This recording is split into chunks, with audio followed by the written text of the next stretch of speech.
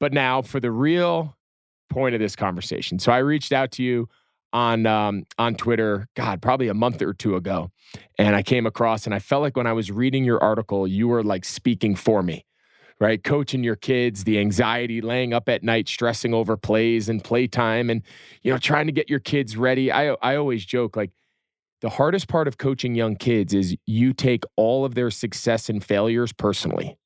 Right. When they fail, you feel like you failed them and you let them down. Like, at least that's how I approach it. So take me back into that. Like, was that I know that was your first time really coaching your kids' team in a full-time capacity. Just for our viewer, just bring them up to speed on just what influenced you to write that article and why that experience made such an impact on you.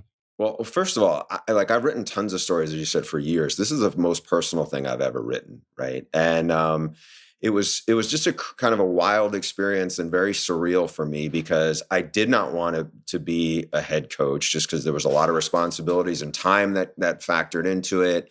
A lot of logistical stuff that I was like, oh, I don't know if I don't want to deal with this. And my son was going to be on somebody else's team. And then we got a note from the commissioner of the league saying, we need 2 more coaches or else we're going to have to cut 20 players from the program. And so I was like, all right, I have the time. It's the off season. I mean, it's spring football. I can do this. So I did, went through the draft process, which was a little bizarre or very bizarre. Came out of that and kind of Wait, hold on, stop. I don't want to interrupt you, but tell me, I'm coaching my kids' Pop Warner team right now. There was no draft. We just got like whoever was on our roster. So tell me about the draft. Like, are you really evaluating these kids and trying to like do a true draft? Like, what was that? So I wasn't at the combine. So what we got was basically a spreadsheet with, I guess it was about 80 names, and it lists height, weight, their 30-yard dash time, how far they could throw a football in yards, right? And so that's amazing. And now, how old are these kids? These kids are 7 and 8. Okay, I just want to paint the picture for our viewer here. Yeah, it's a crazy picture. Let's be honest. So I go into this draft and I don't know any of these kids. We're playing in a different league, which is like 20 minutes from where we live. So I know like 4 of the names. I mean, I don't know the kids, but I know a couple of names. And then the one kid I did know in the league, because our son does karate with him, he was on the team he was initially going to be on. And so I go through this list and I basically forward the spreadsheet to a parent buddy of mine whose son is a really good baseball player and recognized some other kids that his son played baseball with. And he said, I don't know if these kids are going to be good football players, but I know they're really good baseball players. So I put those kids on my list as well.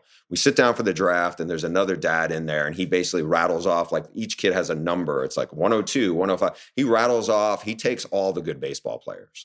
I was like, okay, so now my list of, my scouting list goes from like 13 to 3. I end up with one kid on my list who I'd remembered from our other league. I didn't know him, but I knew he was a good player.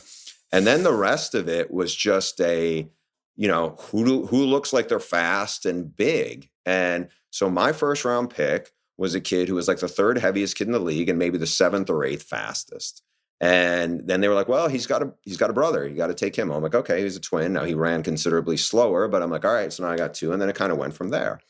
As I'm driving home, I'm sitting there thinking about it. My son did not go through the combine process, but I know he's a shorter kid, but he's pretty fast. So I'm thinking, well, this kid, my first round pick, ran about the same time as my son, is about the same height, but is 40 pounds heavier.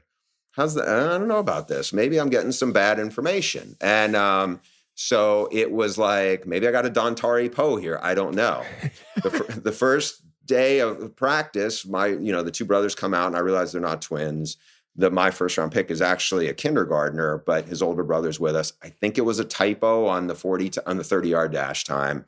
Because when we ran, it was like, okay. So after the first practice, I came back thinking, I just hope we're in bad shape. My son's running circles around a lot of these kids, and I hope that our team's not so bad that he comes away not loving football anymore, because he loves it. And I just don't. I've heard from parents the experience with football, especially if they have a really bad experience with coaching or with a team, it can really kind of unplug them and just feel like they don't love it as much, And that worried me because he loves this sport more than, he's the kid who watches film and is obsessed with it. So, like we went through it. I ended up reaching out to a dad who I knew here, whose son they had just moved here. I knew he was a pretty good athlete. We were able to add him to the team. So I felt like we had like 3 players of that we had. And then from that point on, it really became a case of, okay, what am I going to do? Like, what do I feel like I need to hammer home as we start to do this thing?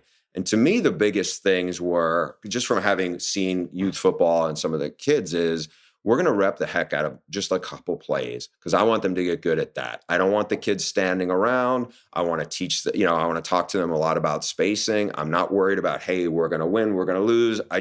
Thing I kept on saying is I just want us to be the most improved team. And I kind of stressed that.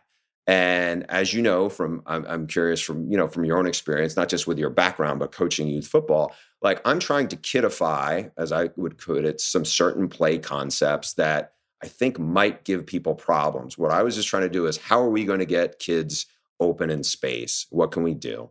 And from there, we just practiced a lot. It was like I was lucky. Our kids, we did not have kids who goofed around, and we did not have parents who, in my son's first team, like 2 years ago, some of the parents, I think, wore on the head coach, and it became he was trying to please 13 parents, and he didn't please any of them. And I felt for him because he's a really nice guy, and he just got kind of pushed in a different direction. I became like I was going to say no to certain things. I was like, hey, we're not going to have you play quarterback, but I promise we're going to give you, you're going to get to touch the ball. And I promise, it's this. And that became like the focus. And I was lucky because, like I said, we had really good families and the kids, just bought in and we didn't waste time and it was fun and we got a little momentum. And I thought we were going to lose every game. And then we won the first game in spite of my coaching. And all of a sudden then it just kind of built.